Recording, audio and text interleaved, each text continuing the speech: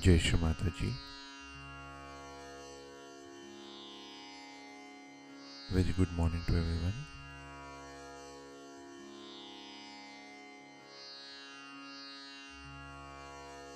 Let us all bow down to Shri Mataji. Here is our Mother Kundalini and give ourselves a bandhan.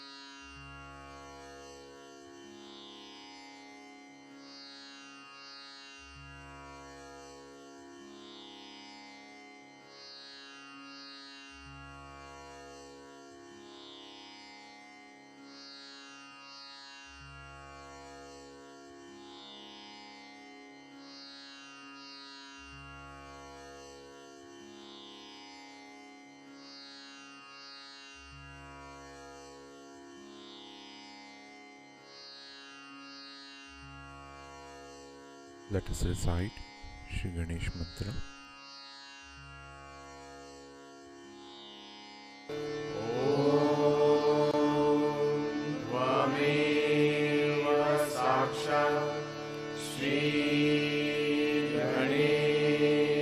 साक्षात् श्री आदिशक्ति माताजी श्री निर्मला देवे नमो नमः।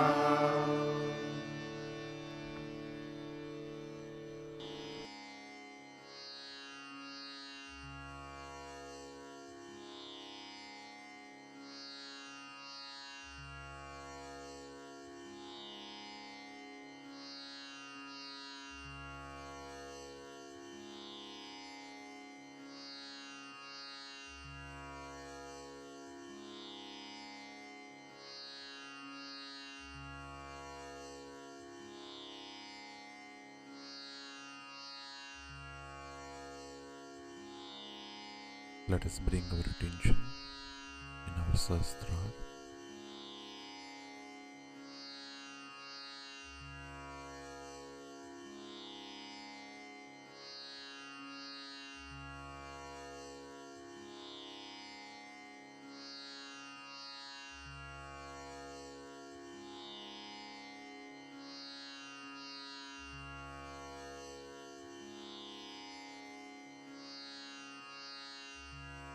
Shri Mataji,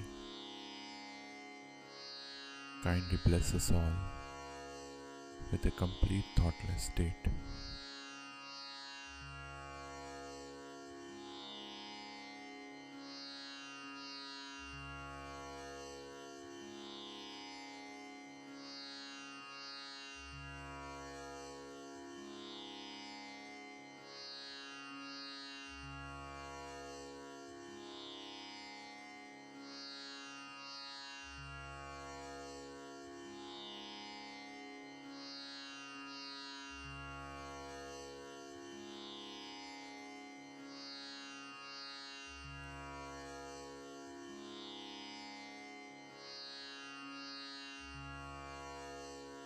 Let us now listen to Shri Mataji's speech.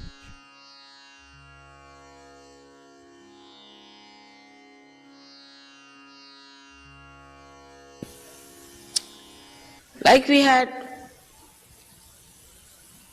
a school in India, and the children who stayed in Pune. I had my puja. I told them don't bring children because I knew these children are Western children, not easy, they can't bear anything. But the children insisted and the teachers had to bring them. So the puja was over as usual, very late, about I think 11 o'clock in the night. And there was no transport. And that's why I said don't bring them. So they had to get some sort of a truck, because these days we were not getting petrol, we were having a very bad time. So they had to go on the truck. It reached there by about 2 o'clock. Some of the fathers were staying in my house. Next day they said, "Mother, our right heart is catching." I said, "What is that?" "Such cruelty." I said, "What cruelty?" "The children reached at 2 o'clock in the school. So what? Right heart is catching." What attachments!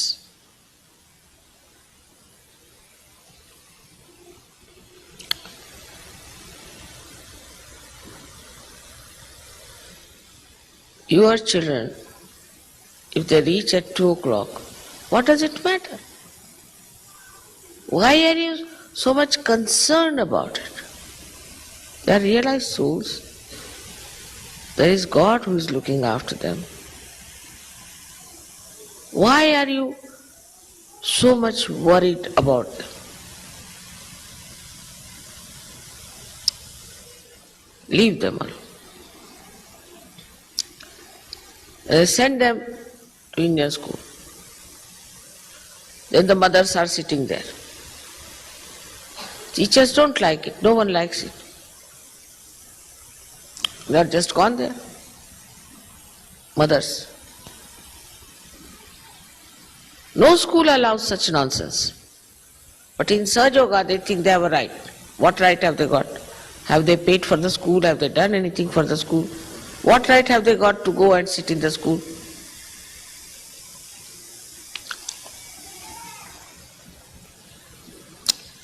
So the discretion should be, we have to bring up our children according to such culture. The first of the principles of Sahaja Yoga is fortitude. Sahaja Yoga is not meant for such dainty darlings.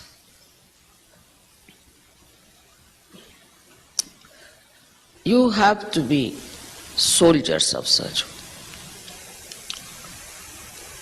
Yoga. Your children have to be the soldiers of Sahaja Yoga, not the dainty darlings. It's not meant for them. Though they are born realized, you are ruining them by making them dainty darlings. You have to rough it out. You have to make them sturdy. You have to give them self-respect. You have to give them dignity and a fortitude, forbearance.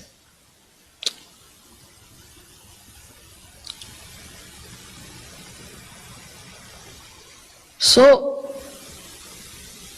this left navi, right navi, especially the left navi, is a very big problem.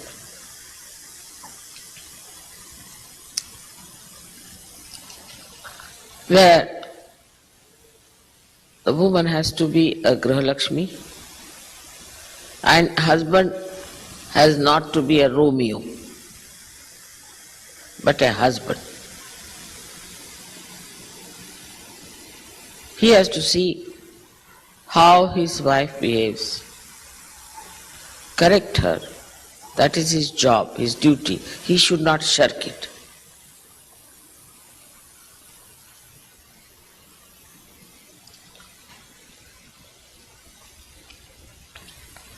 Grihalakshmi is the woman who should know that she has the great responsibility of creating a very great society of Sahaja Yoga.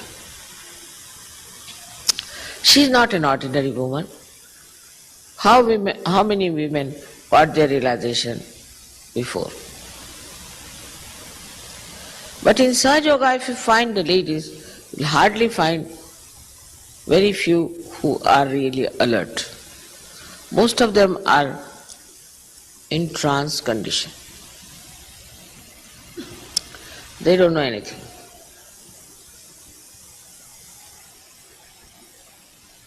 They don't know anything. They don't know much of cooking. You ask them anything, they don't know anything. You talk to them, you feel as if they have taken some sort of a drug. Nothing goes into their heads. Sometimes one feels it's better I do it myself. Impossible.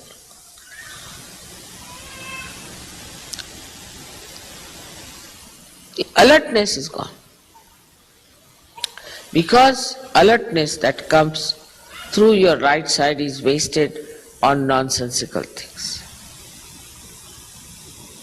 Attention is wasted on nonsensical things. That's why the housewives have lost that discretion to know that they have to be extremely alert and sensible and wise.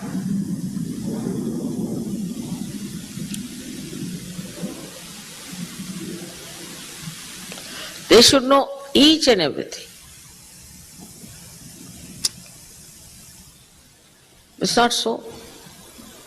They just live in the air somewhere hanging, You don't know what to say to them, how to ask for anything, how to explain anything to them. It's an impossible situation.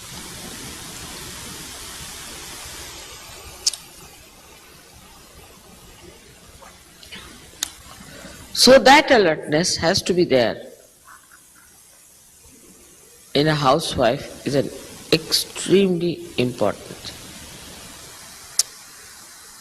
So we have Fatima at a young age. She had these two sweet children who died in the war in Karbala. But a brave woman, the way she established the Shia system, her husband also died. And she did all that on her own. Living behind the parda, living behind the walls, she managed everything. We have had many such queens in our country. There was a 17-year-old widow who was the daughter-in-law of Shivaji. She fought with Aurangzeb and defeated him in our country. Tarabai. So many of them we have. But if you do not have the alertness, then you cannot be a Grihalakshmi, you cannot be a good mother, you cannot be a good wife.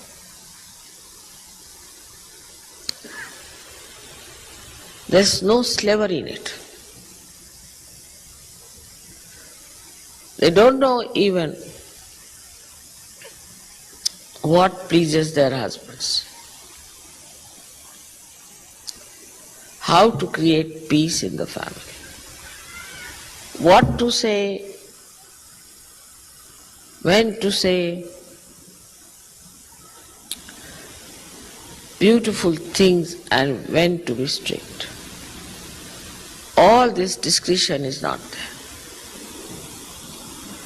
Either they are shrews or they are slaves.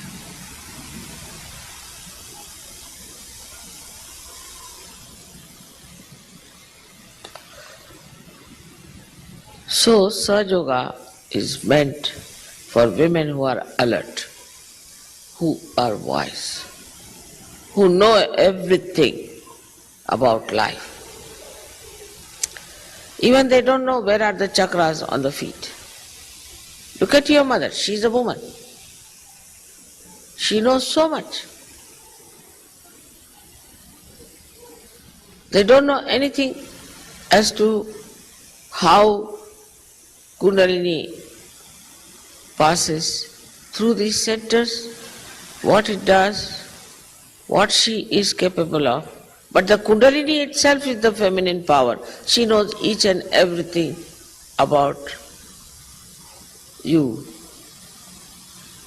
about her child. Many mothers don't know if the child is taking drugs or is behaving which way. Except for spoiling or beating, there's nothing in between.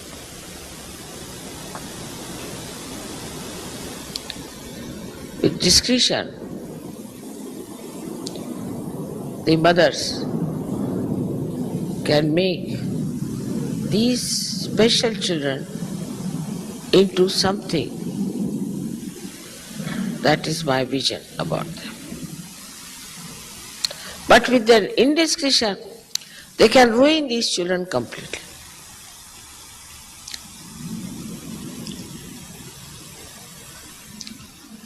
This is so important that our Hamsa should be all right, that we should be able to create a beautiful home, a peaceful home, not only for our family, but for all the other Sajgurus who come to our house. I don't know how it has come into the brains of Indian women. I don't know how. But if you have to please them, you have to just say, "Sister-in-law, will you cook this for me tomorrow?" That's it.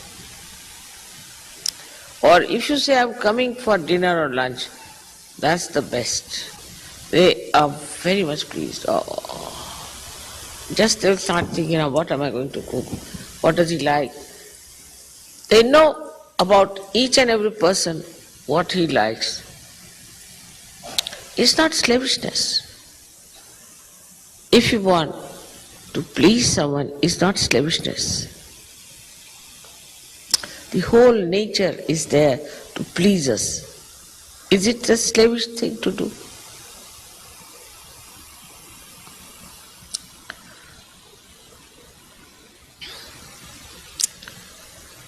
But another side of a woman is she is a Raja Lakshmi and the man who is the king. The discretion at that point is, are you dignified or not? We went to Japan once and they were treating us with great respect, even in a village. Once we entered a shop because it was raining, so the villagers actually bowed to us. We didn't understand what's happening. And they gave us presents. So we asked ultimately the interpreter, why are they so humble before us? They said, because you belong to royal family. I said, no, we don't belong to royal family. How do they know? No. Because your hair are neat. Your daughter's hair are neat and shiny. And you don't go to hairdressers. Is this a sign? Is this a sign of royal family? Yes. That's how the royal family is. They don't put their head into the hands of somebody else. You were amazed at the reading. Imagine the Japanese thinking like that.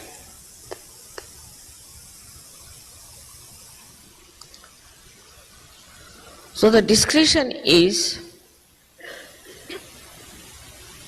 that you have to be like a queen. And the husband has to be like a king. But not like the king who killed his 7 wives, but like a king who respects his wife. If you cannot respect your wife, you cannot be a Sahajogi. Respect is different from being romantically in love. I think then you don't respect.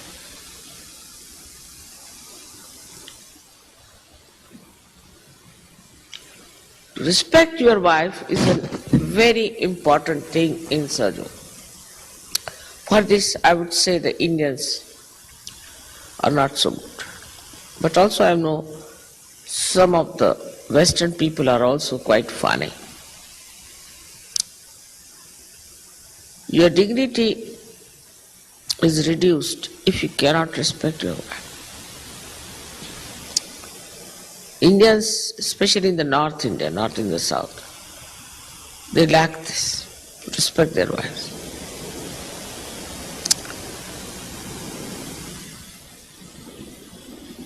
Also, they lack the discretion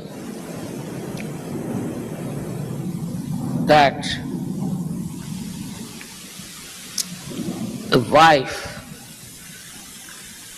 if she is not respected, the children will not be respectful to her, and she is in charge of the children.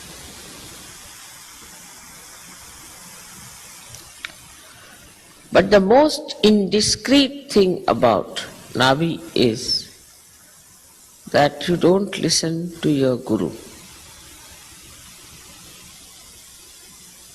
100 times you tell something to Sahajogis, but still they will not listen to me. Still they will do as the fashion tells them or the norms that they have.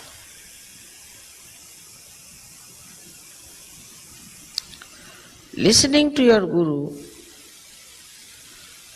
as they say, as if is to obey the God Almighty.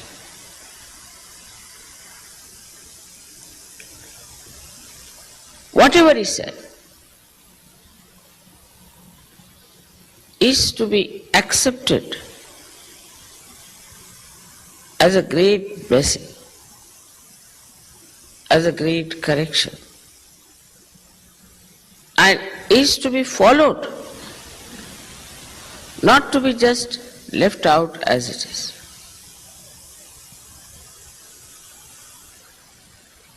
As you know, your mother is your Guru and she is your mother.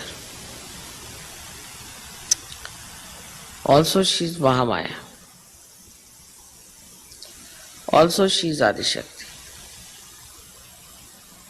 And she is so gentle. And she is so kind. She says some things to you to correct you. So many lectures I have given of telling you what is important.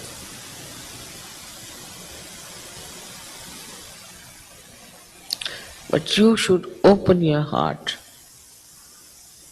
and surrender it fully to your Guru, then only you will mature, otherwise there is no way out.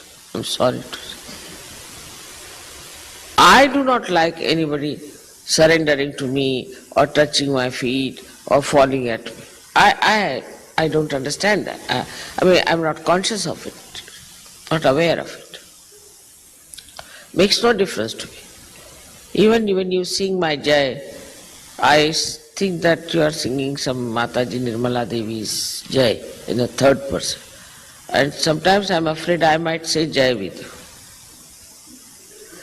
When you are singing Swagat Agat, I always think there's some Mataji Nirmala Devi Swagat song, they are singing somebody else. But for your goodness, for your ascent, for which you have come here, you have not come here just to waste your time, but to ascend. And for that, it is important that whatever I am saying you have to obey implicitly. But I never say anything which will be uncomfortable for you. I never say you don't take your food or don't drink water, nothing of the kind. But out of laziness, people just don't do many things. Or if not laziness, then just they do not know how important it is. Or else they feel nervous. So the discretion is that Guru is Parabrahm, any Guru, Sadguru. But what about the Param Brahma itself, which is your Guru? I do not say things as hearty as the Gurus used to do it. I mean, if you read about them, you will be shocked. But whatever I say, every word, you must note is for your benevolence and for the benevolence of the whole world. And by not obeying that, you are not only spoiling your own chances, but the chances of the whole world. So you understand how important it is. If you are the disciple, if you are blessed by your Guru, all these things are written about them. But I say not only that you are my disciples, but you have got your realization. You are Sajogis. You got all the powers. You know each and everything. You are so special people. For such people, there should not be any difference of opinion, because you know the same thing all the time. So there cannot be any fight, there cannot be any quarrel, there cannot be any argument. But the discretion should be that our Guru is a mother, she is very mild, she is very gentle, she is very kind. I know that. One day, my brother told me that what sort of a Guru you are. When my Guru was teaching me tabla, he used to break the tanpura on my head. And even one percussion I would make wrong, he would bring his hammer, and now I am going to break your nails. I said, there's no need to do all this. Not necessary in Sajo. Because they are self-disciplined people. So there has to be the self-disciplination, as you can so call it, on the Hansa Chakra, which is the one which knows what is right, what is wrong, through which we work it out. Whatever is the right, that's all we do. Otherwise we don't do whatever is wrong.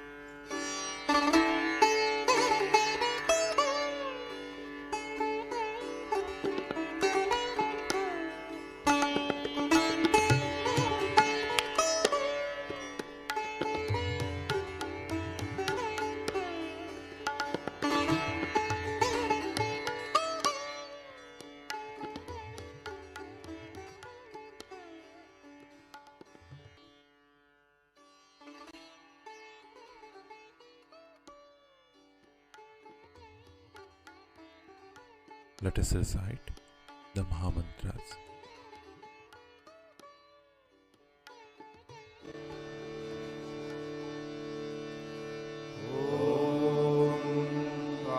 त्वमेव साक्षात् श्री महालक्ष्मी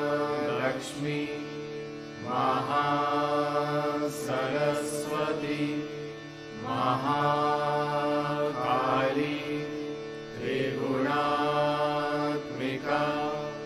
कुण्डलिनी साक्षात् श्री आदिशक्ति माताजी श्री निर्मला देव्यै नमो नमः। ॐ त्वमेव साक्षात् श्री कल्की साक्षात् श्री आदिशक्ति माताजी श्री निर्मला देव्यै नमो नमः। ॐ त्वमेव साक्षात् श्री कल्की साक्षात् श्री सहस्रार स्वामिनी मोक्षप्रदायिनी माताजी श्री निर्मला देव्यै नमो नमः।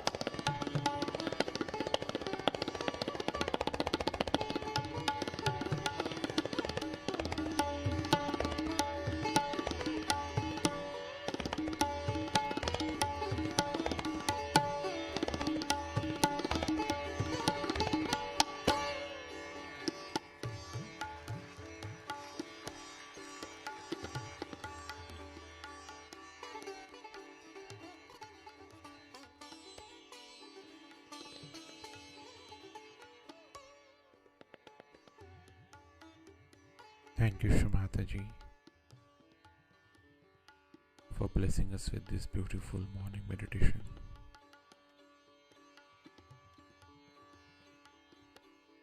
Let us all bow down to Shrimataji, raise our Mother Kundalini, and give ourselves a bandhan.